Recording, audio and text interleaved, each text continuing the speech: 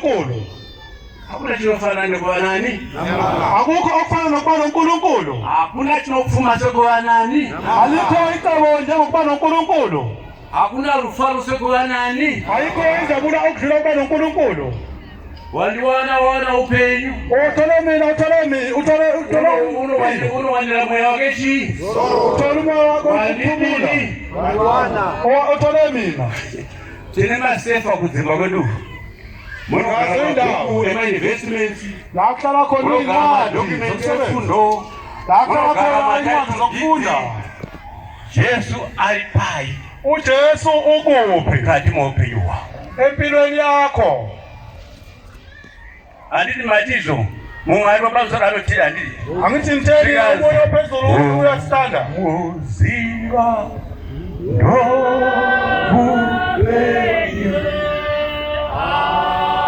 Iyanotida. Yena uyasithanda. Ati muzivi. Kodwa thina asimazi. Ati muzivi. Asimazi. Ati muzivi. Asimazi. Munoziva kuti Josefa Yazi ukuthi uJosefa akazosvika pakutonga nyika iyoyo. wafika esigabeni sokuthabusa lelizwe. Iye chinhu chaingochenjerera muupenyu hwake. Kodwa yena akade eqaphela empilweni yakhe. Kuti ukama hwake naMwari nobudlelwano bakhe vanochengetwa zvakadini. ugcinwe kanjani? Afrika yedu. Amen. Nabani aine maperembudzi ake Namali ngikhathe egula aenda kunyika yekwaIsraeri ehambe ezweni lase-Israyeli kwaJudha. kwaJuda. Mambo anyorwa tsamba. Namani anga ari mukuru mukaverenga Bhaibheri kuna Madzimambo chapter 5. Inkosi enkulu Mwari airopafadza Namani. uNkulunkulu bebusisa uNamani Nokuti mambo wake aikunda hondo zhinji ngoba inkosi yakhe beyinqobe neruoko iPhilistine rwaNamani. ngesandla sikaNamani. Anga aine maperembudzi. Kodwa begula. Namani ari komanda mukuru wehondo yaSiria. uNamani umkhuzi wamabutho Akanyora tsamba kuna mambo wakaJudha. inkosi kaJuda yabhala incwadi. Komanda weamu yangu auya kwauri ane maperembudzi murapi. Yasho athi umkhuzi wamabutho wami Mambo uyakhona. wakaJudha akabharura nguo dzake akati mambo akuda kundiparadza. Inkosi kaJuda wadabula impahla zakhe wathi lona afuna Andina ukungibulala. maperembudzi. Mina ngeke ngilaphe ukugula kweyilonda. Uyu muSiria uyu Yona lo mSiriya lona akaudzwa nenhapwa yanga iri kumba kwake mwanasikana muduku wekwaIsraeri. yatshelwa iSpilathe semzini wakhe indodakazi kaIsrayeli. Aiziva Mwari anga ari pakati perudzi rweyo kwake. Kade engamazi uNkulunkulu engaphakathi Akauza kwakhe. mende makati mende mubasa vanorwara nemaperembudzi avo. Ngavaende kuIsraeri. Kune muprofita anonzi Elisha ariko. Maperembudzi avo anodini? Wathi kune mprofita wakaIsrayeli kuthiwa Elisha Inhapwa yechisikana. iSpilathe indodakazi. Asi aiziva Mwari ari murudzi rwekwake. Kodwa abazi uNkulunkulu ekhona. Amen. Kumuziva nokupenyu. Kudenga kunoindwa. Ezulwini kuyayiwa. Kuri kuindwa. Ezulwini kuyayiwa. Vanomuziva Mwari. Nalabo ababaziyo. Vanoziva Mwari kudenga kuinda. Nalabo ababazi uNkulunkulu bayaya. Vanovhuma kupfuura panyika pano. Vari vaenda nevatorwa. Vanoziva kuti kupfuura nepanyika pano. Abazi ukuthi Yesu siyakhona. Kristu ari kuuya kukurumidza. uKristu uyenza ngokona. Kupfuura vashoma vanomuziva. Kodwa abancane ababaziyo. Varanda vamambo kwaIsraeri vakati avo mambo vaJudha usabharire nguo dzako. Abalandeli bakaIsrayeli batuma Mambo wako uno. Mune muprofita anonzi Elisha. embusweni bakho khona Tumira munhu uyu kuna Elisha. Thumela Afrika yedu. Namani akasvika nemabhiza. uNamani wafika ngamahasha. Akatakura matombo anokosha aiwedha 16,000 pounds. Wathwala lamatshe abaluleke kakhulu Kuti anobhadhara kurwara kwake kana kwaporeswa. ukuze akhokhele ukugula kwakhe masesindisiwe. Namani akasvika. uNamani wafika. Muprofita akakuramba. Uprofita azange aphume endlini. Akatuma muranda wake Gehazi. Wathuma isithunywa sakhe uGehazi. Budza muri vari panze uyu. Tshela lo muntu Zvani ongaphandle naJehovha uthi uJehova Mwari waIsraeri. uNkulunkulu kaIsrayeli Inda kurwisi runonzi Jorodhani. hamba emfuleni kuthiwa uJorodani Unoshamba kanomwe. uyogeza ngasikhombisa. Maperembudzi ako anodini? Ukugula kwakho kweyilonda kuzophela. Ari kuudza muhedhi.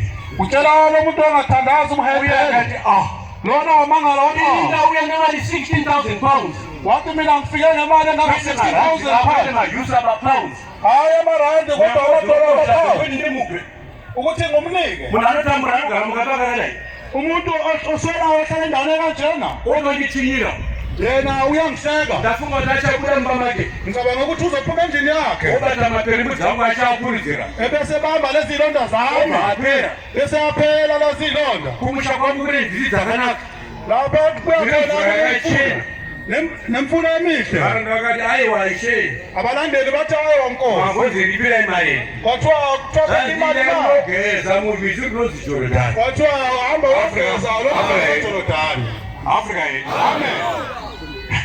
asvika parwizi wafika emfulweni bhaibheri noti ibhayibheli lithi akapinda wangena akabuda waphuma maperimudzi akachinja ugula kwaphela na koke chipiri okwesibili koke chitatu okwesithathu koke china okwesine koke chishanu okwesihlanu hapana chakachi akukho kwashintsha koke chitanhatu okwesithupha koke chinomwe okwesikhombisa hanzi ganda rake wathiwa isikhumba sakhe seri mwana musheshi wathi isikhumba sakhe sangoswane kufamba kwamwari ukuhamba kwankulunkulu tuwapomwaza wafika akambotaura ari bocha kati vanhu avazivi kufamba kwamwari pakati pano owathi unapho waze wafika wathi abantu abazi ukuhamba kwankulunkulu phakathi kwabo hanzi akainda wathi wahamba asvika muprofita akabuda mumba make umprofita waphuma endlini yakhe zvikanzi muranda wamwari wathi nceko yankulunkulu ndauya nepfuma inokosha ngizeye nemali eningi golide igolide nesirivheri nesiliva chitorai munhu wamwari awuthathe muntu wankulunkulu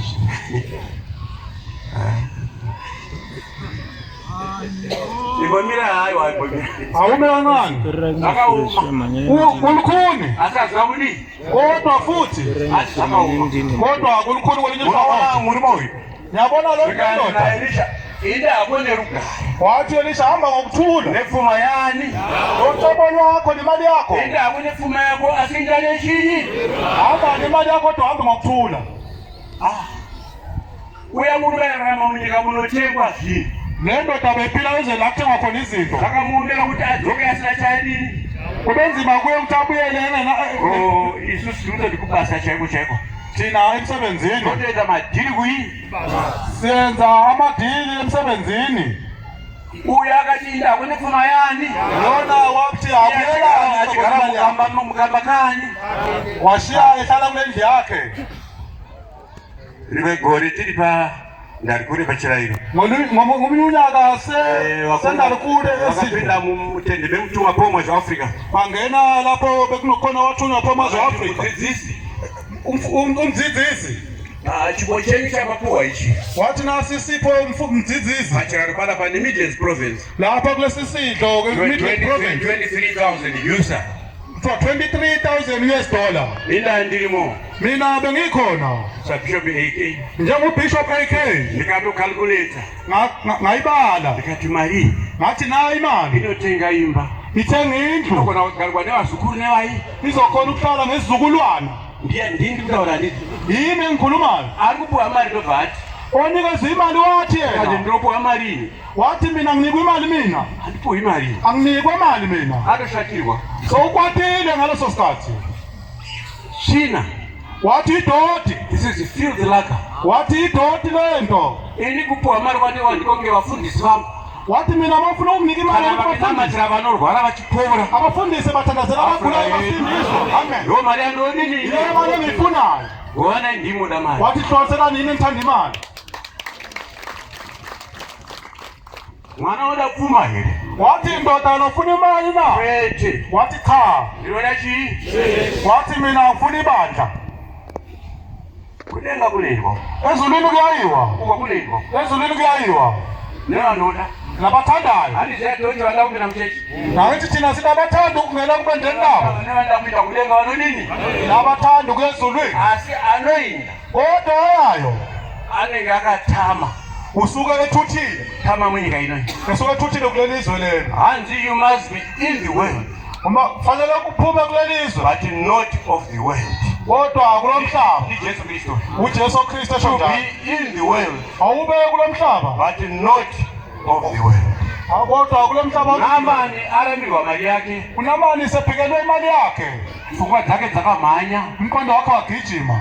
Akatanga kutendeuka agere amire paipapo. Waqala uqalaza lapho eSomali ndinokumbira ukuthi wathi inxe kaNkulunkulu ngicela ukuthi kana munganditendera uma ungangivumela nditore masaga ngithatha amasaga anokwana pamadhongi mairi evhuri nyika ino yaIsraeli anela kulezi mbongolo kumusha kwangu ngabe nani ezwendani ndasvika ikoko ndono vake aritari yaJehovha Mwari wenyu ikoko mamvaka lapho ngizakha yodwa uNkulunkulu wakho ini kubva nhasi achana mati mumwe Mwari mina kusukela mhla ngisathandaza omunye uNkulunkulu ndona mati Mwari waIsraeli sengithandaza uNkulunkulu kaIsraeli.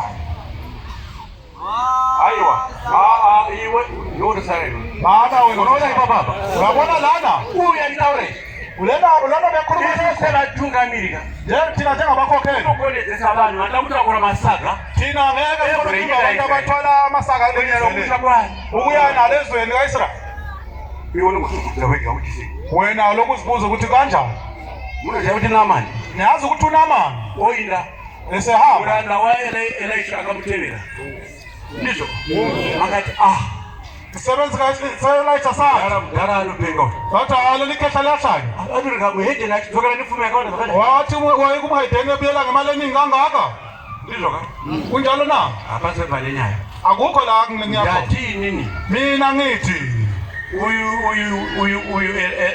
Elisha lona Elisha lona chichakawana pakuporeswa kwemaperembudzi yini ayitholile ukusindiswa kwayilonda Naamani chichakawana mukati meupenyu wake utholeni empilweni yakhe ngokusindisweni kwaNaamani pano panyika hapana chakadii la emhlabeni akawana kodwa wathola.